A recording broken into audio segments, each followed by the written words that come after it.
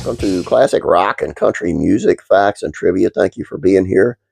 Today's video is on some of the most cheap made, that's saying it wrong, some of the most cheapest albums ever made. Not meaning they're cheap in quality, but didn't cost that much to make. And some of these are going to surprise you. We'll start with Nirvana, Bleach. The total, it cost Nirvana $606.17 to record their debut album, Bleach. Producer Jack Endino billed them for 30 hours of studio time, which was all they needed to get the job done. And the money didn't even come to the band. It was supplied by a guitarist named Jason Eberman, who would later join Nirvana briefly as a second guitarist. Not bad for a first step. Bob Dylan, 1962. Part of the reason excuse me, Bob Dylan's self-titled debut album was so affordably made was because the whole endeavor was done quickly. Dylan met John Hammond of Columbia Records in September of '61 and signed a deal with the label the following month.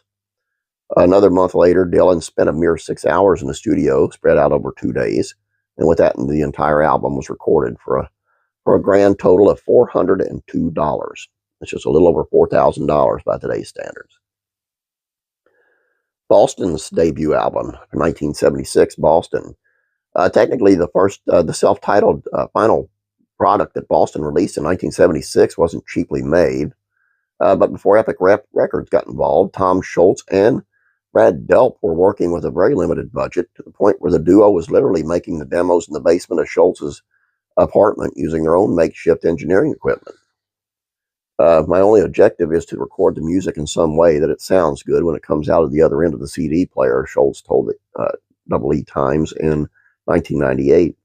I don't think it's important enough to have $2,000 microphone on your acoustic guitar. That's actually a pain in the ass.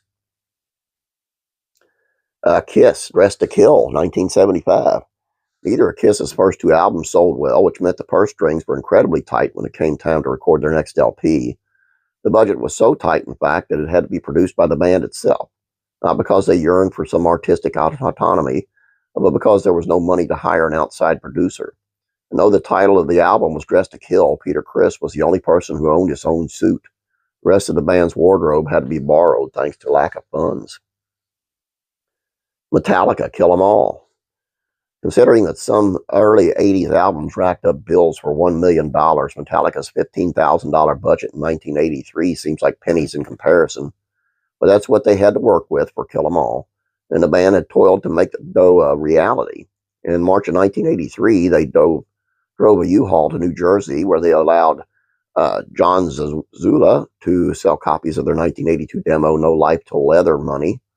That went toward funding Megaforce Records and ultimately Kill 'Em All.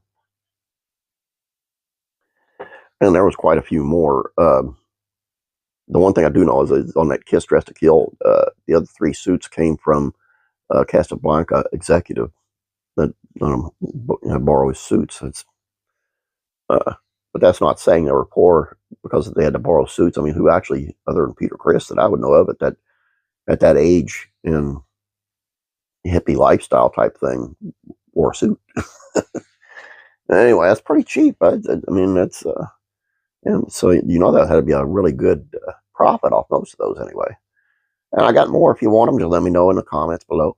That's all I got for you today. Please don't forget about classic TV facts and trivia. It's on Leave It to Beaver's Eddie Haskell.